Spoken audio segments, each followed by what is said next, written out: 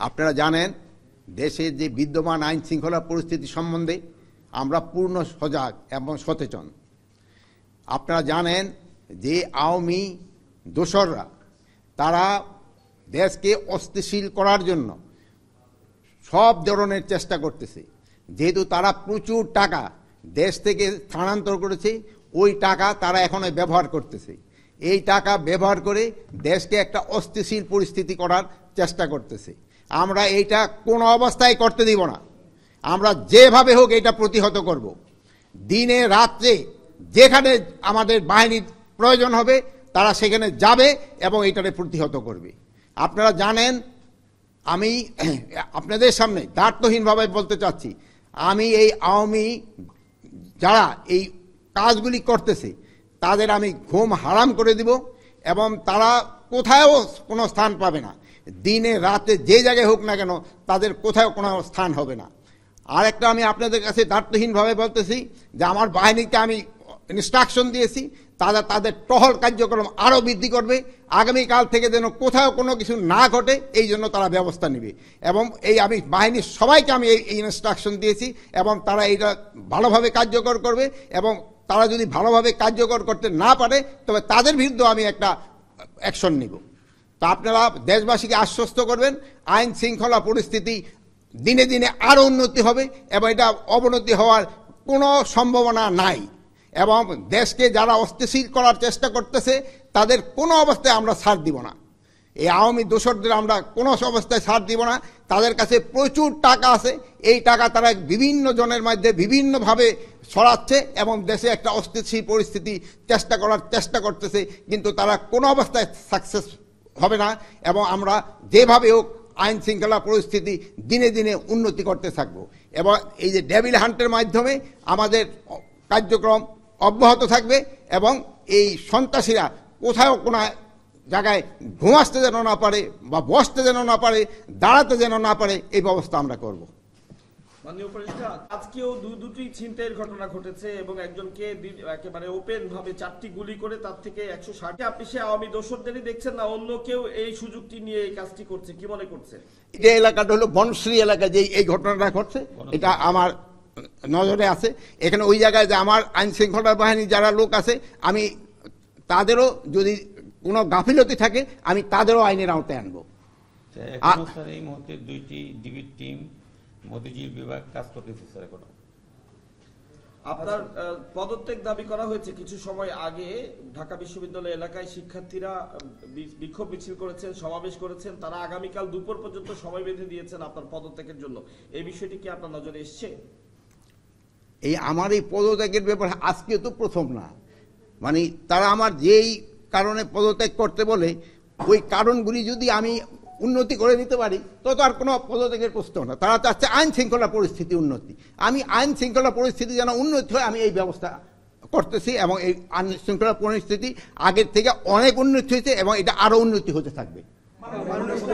একটু ডেভিল হান্টের অপারেশনের পর থেকে এখন পর্যন্ত প্রায় 8,500 গ্রেপ্তার হয়েছে আমরা দেখেছি। তারপরে আপনাদের একজন ঊর্ধ্বতন কর্মকর্তা কিন্তু বলেছে চাঁদাবাজি কমে গিয়েছে কিন্তু ছিনতাই চুরি বাড়ছে, যেটা প্রতিনিয়ত আমরা রাতে দেখি। এখন যাদেরকে গ্রেপ্তার করা হলো তা আসলে তারা কারা? আর এই যে রাতে প্রতিনিয়ত যে ঘটনা ঘটছে, শুধুমাত্র রাতেই নয় সারা দেশেই ঘটছে অপ্রীতিকর ঘটনাগুলো, তাদেরকে কেন গ্রেপ্তার করা হচ্ছে না? আপনি গ্রেপ্তার কিন্তু করা হচ্ছে, বা যে পরিমাণ গ্রেপ্তার করা উচিত হয়তো সেই পরিমাণ হয়তো হচ্ছে না। যেমন ধরেন এই বাসে ডাকাতির জন্য কিন্তু অলরেডি 3 জনকে কিন্তু সাভার থেকে গ্রেপ্তার করা হয়েছে, গ্রেপ্তার হচ্ছে এবং গ্রেপ্তার এটা চলতে থাকবে। মাননীয় উপদেষ্টা, আমরা প্রথমে আসলে সশস্ত্র বাহিনীকে আসলে যতটা সক্রিয় দেখেছি, এখন আসলে হয়তো বা ওই উপস্থিতিটা আসলে দেখতে পাচ্ছি না। যে সেনাবাহিনীর প্রথম দিকে যে অভিযানগুলো ছিল, বিশেষ করে পরে নতুন সরকার আসার পরে শুরুর দিকে যে অভিযানগুলো ছিল, এখন আসলে এই মানে ব্যবধানটা কেন? আসলে এটা আসলে একটু যোগ করতে চাই। রাজুতে যেটা উত্থাপন করা হয়েছে আপনার পদত্যাগের সাথে, বলা হচ্ছে যে সেনাবাহিনীর যে ম্যাজিস্ট্রেসি পাওয়ার দেওয়া হয়েছে সেটা কি মানে পুরোপুরি কাজ করছে কিনা তারা জানতে চেয়েছেন। আমরাও একটু জানতে চাই সেটা আসলে কাজ করছে কিনা, সেটা কিভাবে কাজ করছে, কোন স্তরে কাজ করছে। ম্যাজিস্ট্রেরি পাওয়ার তাদের যে ক্ষেত্রে দেওয়া হয়েছে ওটা ঠিকভাবেই কাজ চলতেছে। এই যে দেখেন সেনাবাহিনীর অফিসারও কিন্তু এখানে আছে, তারাও কাজ করে যাচ্ছে। তারও কাজ করছে, সবাই কাজ করতেছে দেখেই কিন্তু আমরা একটু আগের থেকে পরিস্থিতি একটু ভালোর দিকে গেছে। এটা আরও ভালোর দিকে যেন যায় আমরা চেষ্টা করব, এবং আমি এই ব্যাপারে আপনাদেরও একটু সহযোগিতা চাই। আপনারা কিন্তু সব ব্যাপারে আমাদের সহযোগিতা করে যাচ্ছেন, ভবিষ্যতে আপনারা আমাদের সহযোগিতা করতে যাবেন। যেমন আপনি এই বিদেশি প্রচার মাধ্যম আমাদের সম্বন্ধে অনেক কিছু আজে বাজে লিখত, আপনারা কিন্তু ওইটা প্রতিবাদ করে এবং সঠিক সংবাদ দিয়ে কিন্তু আপনারা দেশকে বাঁচিয়েছেন এবং আমাদের উপকার করছেন। আপনারা ভবিষ্যতে এটাও করে যাবেন, আমি আশা করি। সাধারণের একটা কথা ছিল যেটা আপনার থেকে আমি উত্তর পাইনি, সেটা হচ্ছে অপারেশন ডেভিল হান্টার নামে কাদের গ্রেপ্তার করা হচ্ছে, এবং এখন পর্যন্ত কিন্তু আসলে এই অভিযানের পরবর্তীতে অপরাধগুলো অপকর্মগুলো আরো বেড়েই চলেছে। এই বিষয়টা যদি একটু ডেভিল হান্টের আওতায় সন্ত্রাসীদের গ্রেপ্তার করা হচ্ছে, যারা সন্ত্রাসী, যারা সন্ত্রাস কর্মকাণ্ডের সাথে জড়িত তাদেরই গ্রেপ্তার করা হচ্ছে। এখন এই যে একটা ঘটনা ঘটছে, এটা যেন কোনো একটা ঘটনা যেন না ঘটে, এই জন্য আমরা ব্যবস্থা নিব। শুরু থেকে আমরা বিভিন্ন ছিনতাইয়ের ঘটনা যা দেখেছি, যে মোটরসাইকেলে করে 3 জন বা 2 জন মিলে এসে তারা 3-4টি মোটরসাইকেল করে নিয়ে এসে ছিনতাই কাজটি করছে। তো এই মোটরসাইকেলে একাধিক ব্যক্তি চলাচলের ব্যাপারে এ ধরনের আলাদা কোনো নির্দেশনা কি আপনারা চিন্তা করছেন, দেবেন কিনা?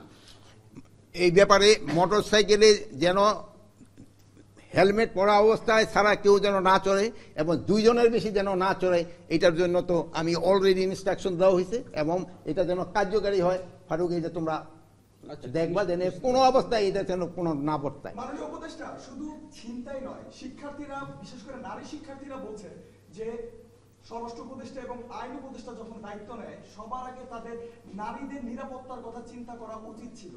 যে হারে ধর্ষণের সংখ্যা বেড়ে চলছে, তারা বলছেন যে স্বরাষ্ট্র এবং আইন মন্ত্রণালয় থেকে তেমন কোনো উদ্যোগ নেওয়া হয়নি। কি বলবেন তাদের উদ্দেশ্যে? মা বোনদের ভয়ের কোনো কারণ নেই, তাদের ব্যাপারে আমরা সব সময় কনসার্ন, এবং তাদের কোনো ধরনের যেন কোনো রকমের সমস্যা করতে না হয় এবারে আমরা সব সময় সজাগ আছি, এবং আইন শৃঙ্খলা বাহিনীও এই ব্যাপারে সব সময় সজাগ আছে। সবাই তো বলছে যে আপনার ব্যর্থতা আছে, আপনাকে পদত্যাগ করতে। আপনি কি আপনার নিজের ব্যর্থতা দেখেন, বা আপনি এতদিন পরেও যে আইন শৃঙ্খলা বাহিনী সক্রিয় করতে পারেনি, আপনার নিজের ব্যর্থতা দেখেন কিনা? এটা ক্ষেত্রে আপনারাই বলতে পারেন, আইন শৃঙ্খলা বাহিনী আমি যে অবস্থায় নিয়েছিলাম ওই অবস্থার থেকে কি সক্রিয় হয়েছে কি হয় নাই, এ ব্যাপারে আপনারাই আমার থেকে আরো ভালো বলতে পারবেন।